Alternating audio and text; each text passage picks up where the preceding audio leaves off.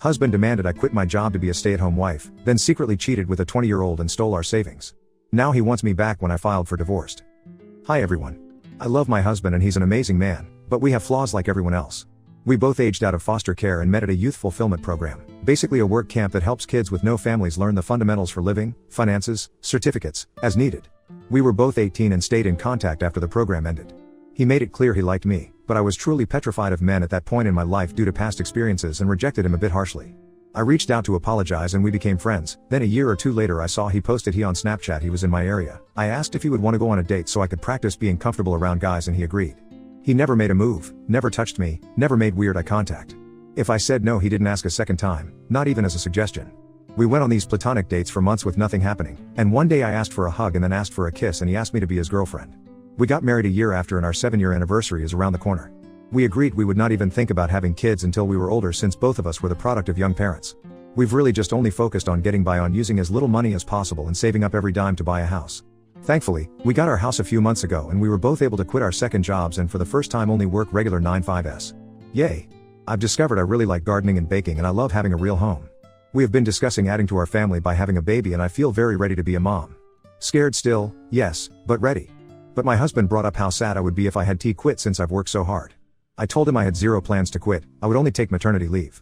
Plus my company allows maternal and paternal remote options for 1 year after birth, so I can just work from home if needed. I know it's a lot to do with a newborn but giving up the security of my paycheck is simply not an option. He told me this was what we worked for, to make our own perfect family opposite from what ours were like and I was blindsiding him by changing my plans and I told him no plan has changed, I can have a career and be a mom. Plenty of women do it. He doesn't have to quit his job to be a dad so why should I? He said it wouldn't work for a baby's needs and I told him okay, since I make more money than you do why don't you quit and I go back to work remotely after healing from birth. That way we have both hands on deck and we don't have a severe loss of income as I make $89K/year and he makes $52K/year. He mentioned that if I trusted him fully this shouldn't be a problem. I told him I trust him but I don't trust our current economy, but I left out that I really do genuinely think quitting my job with no savings, wiped out by getting the house, and relying on a man is absolutely stupid. He had plans made previously with his parents and had to leave so we said we would pick the conversation back up when he gets home but he's very upset. Madder than I have ever seen him and I don't understand why he just assumed I would quit. Not only do I not understand it, but it makes me trust him a lot less than I did yesterday. I have a bad habit of running for the hills when problems come up and not gonna lie, this is making me really nervous. Thank you for reading all of this if you have. I'm open ears to what could be going through his mind or why he is thinking like this, really just doesn't seem logical to me. He's been watching all of these videos of stay-home wives/girlfriends and I feel like this is influencing him a lot. Edit, there was an update to this post. We are no longer together. Update 1, it's been a few days since he came home and told me he met a girl at work and she's a better woman than me, and that she has a son already and will be a stay-at-home wife or girlfriend or whatever the fuck. He gets his happy ending I guess.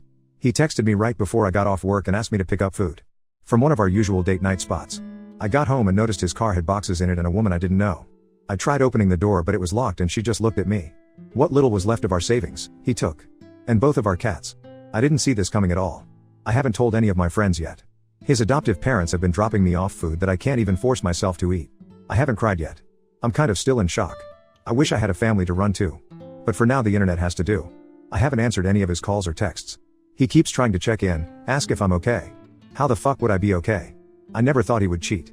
I asked him to promise if there was ever someone else he would just tell me as soon as he knew, but they've been together at least 6 months.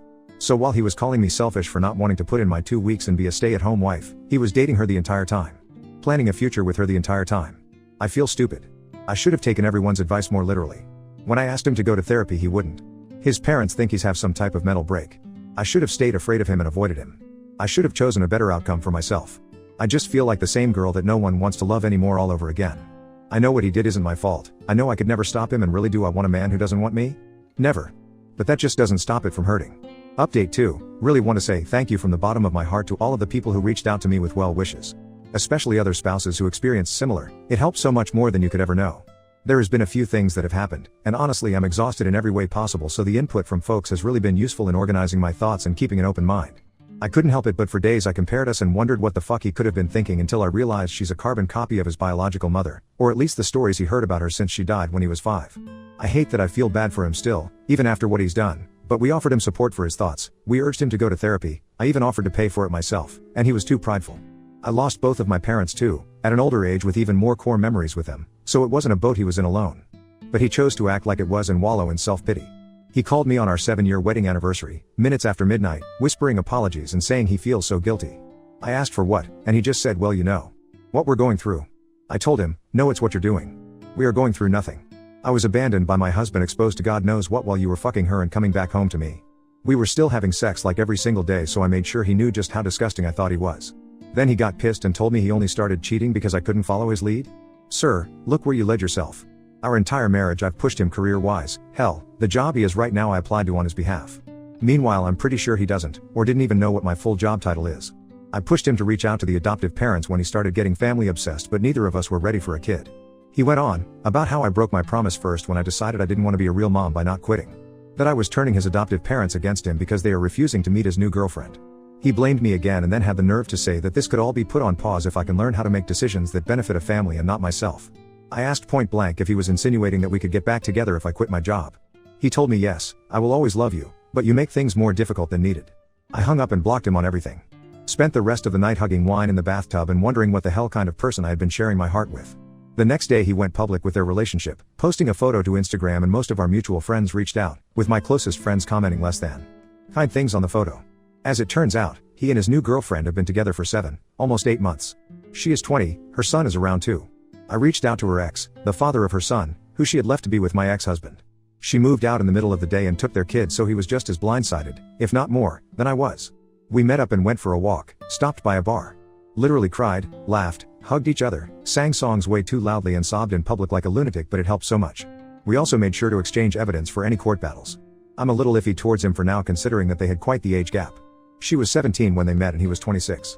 He said she lied about her age and they met at a college party, and the next thing he knew she was pregnant.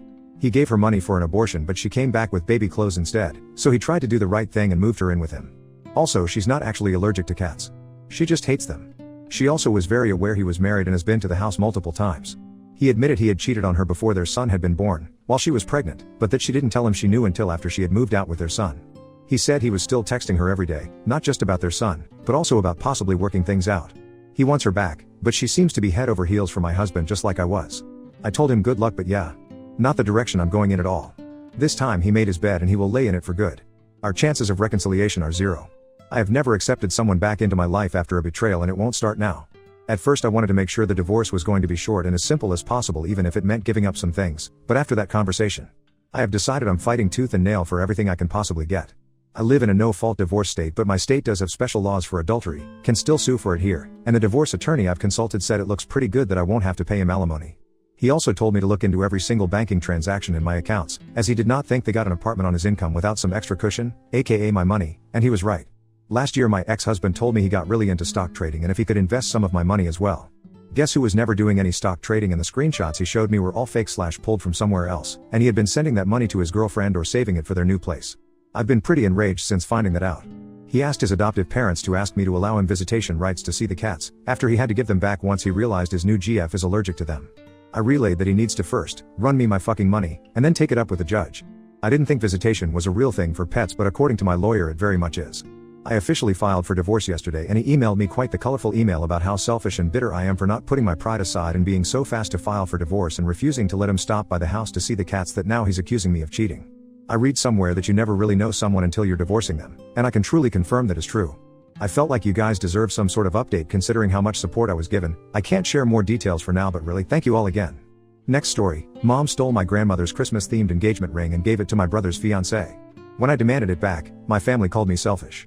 I've been receiving messages nonstop from my maternal family and my siblings, and it has me second-guessing if what I'm doing is going too far.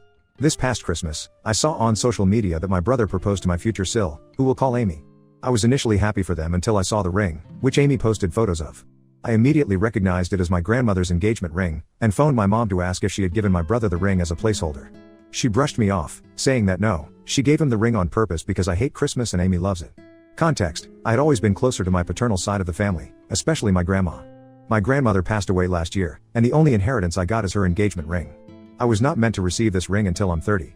My grandmother loved Christmas, and it showed in her engagement ring. It's an emerald cut diamond with tiny circle rubies and oval emeralds to look like holly. Also, I didn't always hate Christmas. 2 years back, I lost my BF of 10 years, my childhood BFF, and my sorority sister in a car accident coming home from a Christmas party that we all attended.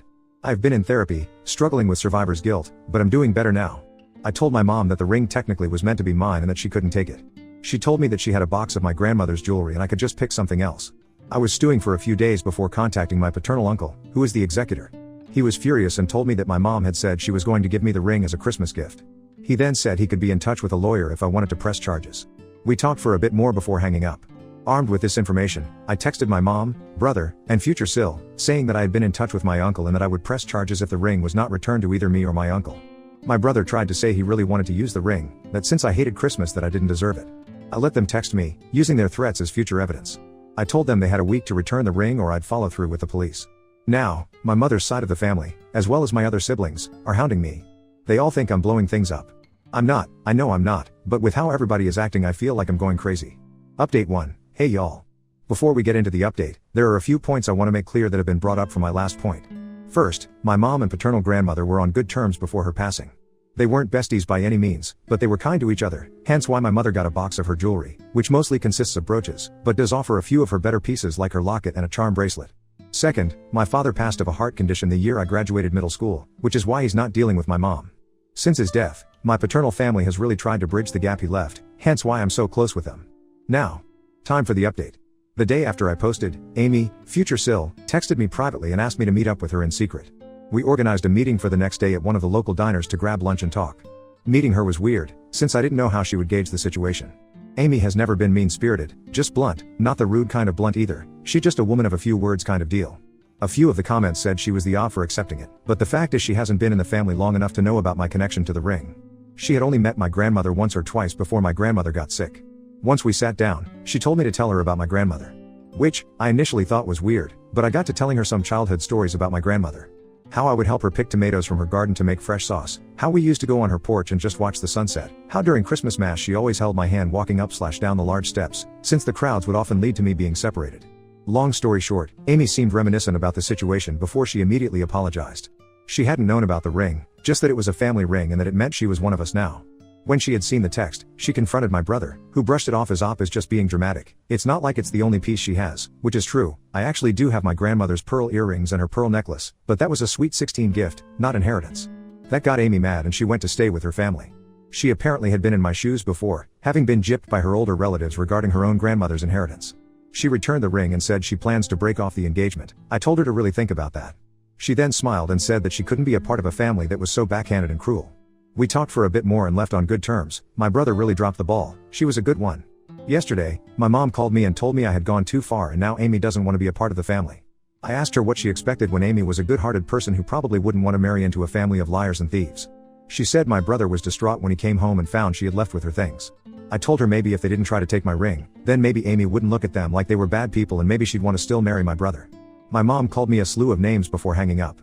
I asked my uncle that, now that I have the ring, could I just keep it? My uncle said that was fine, since he knew I had a safe that I could keep it in. It's a fancy, fingerprint one where I keep my registered firearm and legal documents. He just made sure to document me receiving the ring so that this way he didn't go nutty trying to find it for my 30th birthday. I now wear it on my middle finger, since it's a little too big for my ring finger. I went on a date with my we've been dating 9/10 months, partner this morning, and they loved it. I plan to post a photo of us tonight or tomorrow, see how much I can stir the pot. Thanks to all who supported me, I knew I wasn't crazy. I've been the least favorite kid for years and I've just gotten used to having to share or give up things. But, my grandmother's ring was my hill to die on, and depending on how their behavior is, I may go NC, am currently LC due to this drama. Update 2, okay, a few things I wanted to say before I finally tell you guys how everything wrapped up. Number 1, and most importantly, I am so sorry for using that word. I had no idea the origin of the word gypped was derived from gyptas and gypsies, and is a slur against the Romani people. I apologize for using the word and will phase it from my vocabulary. I meant no offense by using it in my post and really do apologize if I did offend someone. Secondly, I took the advice of some people and didn't block my family, which worked in my favor. Lastly, I really appreciate all the support I have received, it means the world to me. So, the top thing I should mention is about Amy. She recently moved, wanting a mostly fresh start. Her and I are still friends on social media, since we share common hobbies and interests. However, she wanted a mostly clean break, and only remains in LC with me, her cousin, and her best friend. According to her pictures on social media, she's doing pretty well for herself. I am so proud of her. Next thing is my family. After a few days of posts, I kept receiving texts, emails, and letters from family. Yes, I got letters, that surprised me too. I got annoyed at all the harassment and sent all the screenshots of my conversations with my mom, brother, the group chat with them and Amy, and my uncle, all with highlighted parts that show they were wrong. Suffice to say that most of the family iced them out. The only ones who are still on my mom and brother's sides are my youngest sibling. I don't think they have a choice since they still live with mom and are being forced to, and our one cousin who lives hours away, one of those alpha giga Chad men the internet loves to mock. So, I'm not too worried anymore. Finally, me. I'm doing great. I recently started sewing since I want to start getting into cosplay, and I began doing yoga every morning. My partner and I still have date nights often, mostly consisting of board games, video games, or movies. Who has money to go out in this economy lol.